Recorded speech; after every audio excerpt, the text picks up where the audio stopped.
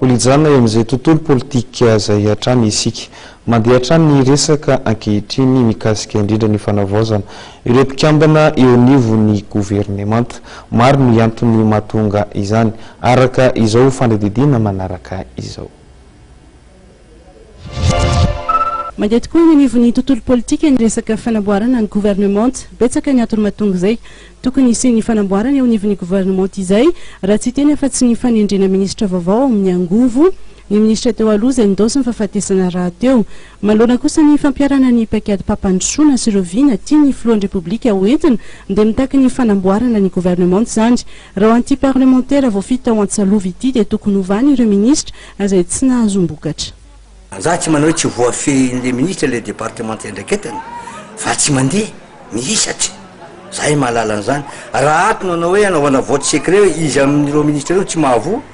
mety eo amin'ny antsasa-manilany mihitsy ny lasa fa zay tsy mahavoa aloha mba tsy maharatsy endrika le fitondrana zay taren'ny filoha esorony tokony manana fahasahina izy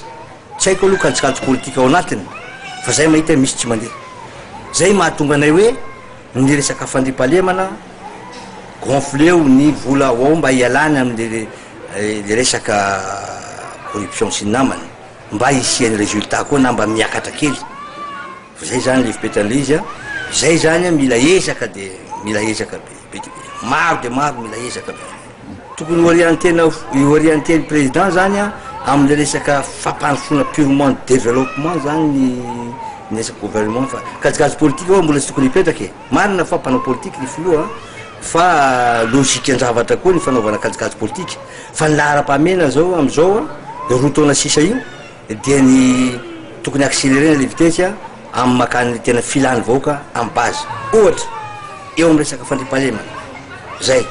fotodrafitrasa lalana ny resaka fambolena zay zany mila accélération